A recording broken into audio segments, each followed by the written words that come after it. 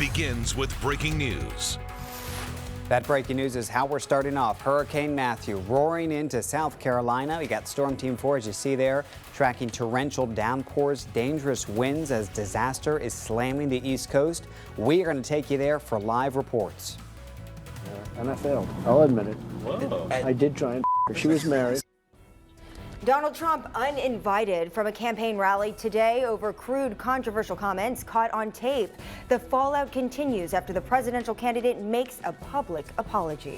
Then she was hit and killed crossing a street overnight, and the driver speeds off. The details investigators are just releasing about the vehicle involved in this deadly hit and run.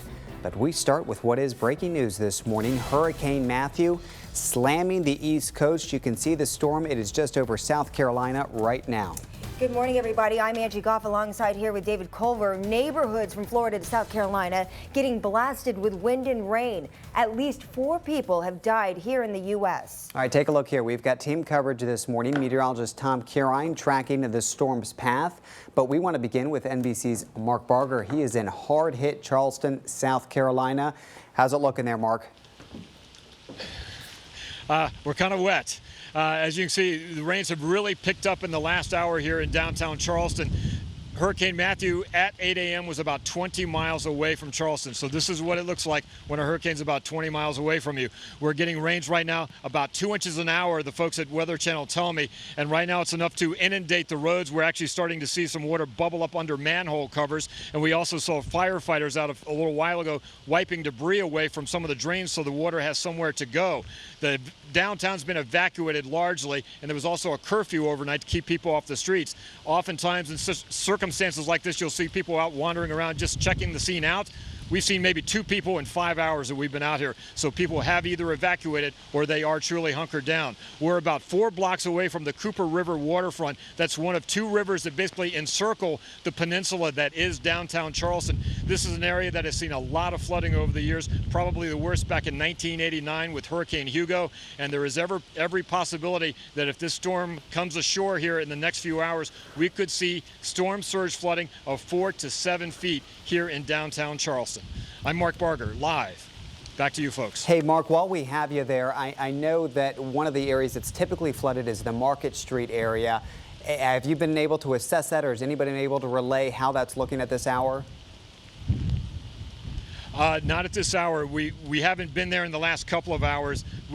Actually, the conditions have gotten a lot worse in the last 2 hours. Things were a bit calmer this morning when we went by that area, but they've definitely taken a turn since about 7 a.m. and even more so in the last half hour or so.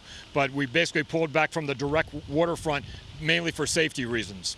Yeah, we appreciate you bringing that live report, Mark. Stay safe to you and your crew. All right, thank you so much. And we do want to turn things over to Storm Team 4 meteorologist Tom Curine, who has been very busy himself tracking where the hurricane is headed next. Hey, Tom. Yeah, looks like it is right on Charleston right now, right where Mark was there getting pounded with the rain and the wind. In fact, right at Hilton Head a couple of hours ago, they had a wind gust of 87 miles an hour. And right now you can see the center of circulation is right over Charleston. This is the radar history over the last several hours, advancing right along the South Carolina coast. Center of circulation now looks like just to the east of downtown Charleston. That's the heavy rain that was hitting Charleston right there when we saw Mark, and that is just to the north and east of there too. Now it's going to be tracking right along the coast, heading up toward Myrtle Beach later today, but it's going to be gradually pulling out to sea and pulling away. Right now it's a Category 1 hurricane. It has peak winds of about 75 miles per hour, so it has weakened quite a bit. So it's barely a Category 1, but it's going to be moving out later today. A look at our forecast and our rain coming up. That's in just a few minutes. All right, Tom, we'll check in with you then. Meantime, we're monitoring a lot of our video feeds and we're getting new video in. Want to show you this. This is Charleston. We saw where Mark was. You can see now some other video of a lot of the water coming in right now. The National Weather Service is reporting heavy rain. It's bringing some of the highest tides on record along the South Carolina coast. Charleston's mayor says close to 80 streets in the city are closed right now, and we want to show you a look at conditions overnight in Myrtle Beach. Take a look at this. Some of those trees blowing hard in that wind. The storm surge expected to be 3 to 5 feet there. Significant flooding and erosion both expected. And we want to move things over now to Central Florida. This was the scene in Orlando. Wind gusts over 100 miles per hour, bringing down trees onto homes and to buildings. A main highway there washed out, and part of the Flagler Beach Pier just washed away in the rough surf. Officials say that close to 80% of Flagler County is still without power.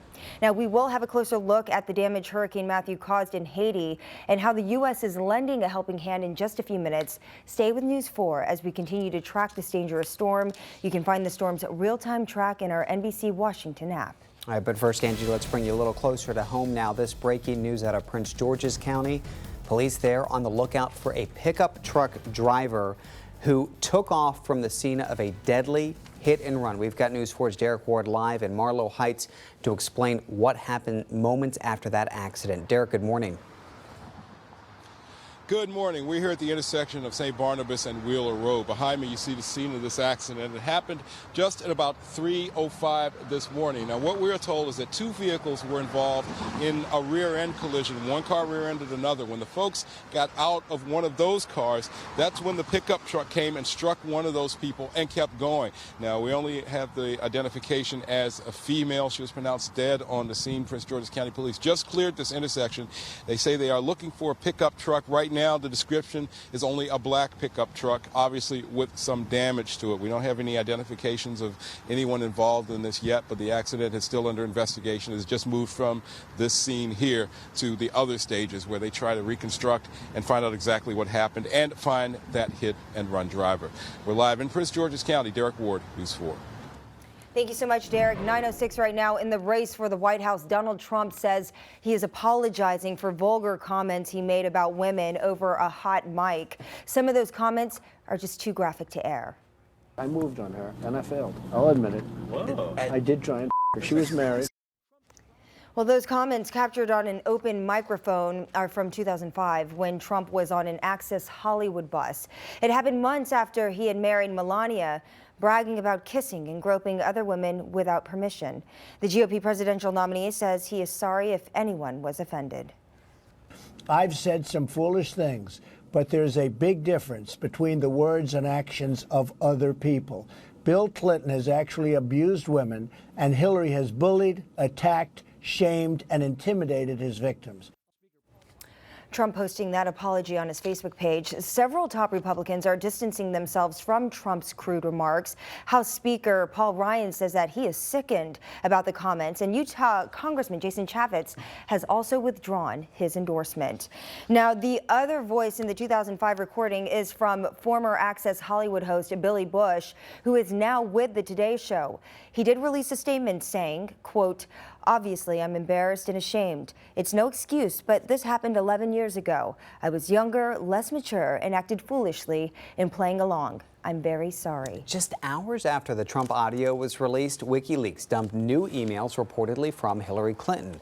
The hack appears to have come from a campaign chairman, John Podesta's account, and details private paid speeches to Wall Street executives. Now, Clinton allegedly told a housing group why she says different things behind closed doors, reportedly saying, quote, "If everybody's watching, you know, all of the backroom discussions and the deals, then people get a little nervous, to say the least, so you need both a public and private position," end quote. The Clinton campaign is not confirming the emails.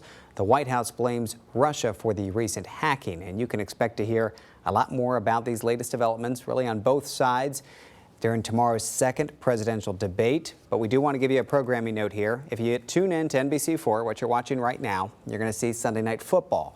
We will air the debate on our Cozy channel. The information right there on your screen. You can also watch it live on our NBC Washington app. As we track Hurricane Matthew, the disaster continues to grow in Haiti. Hundreds killed, thousands left homeless. The devastation and how the U.S. is now stepping in to help those in need. Let's show you the eye of the storm right now, just off the coast of South Carolina. You can see Charleston right in the middle of it. Our coverage continues with live reports next. If you can't, we can. Michael and Son. This election season, when you need answers, access, and insight to help make sense of it all from across the nation to the races here at home, we have the campaign covered. Together, we're your home for Decision 2016.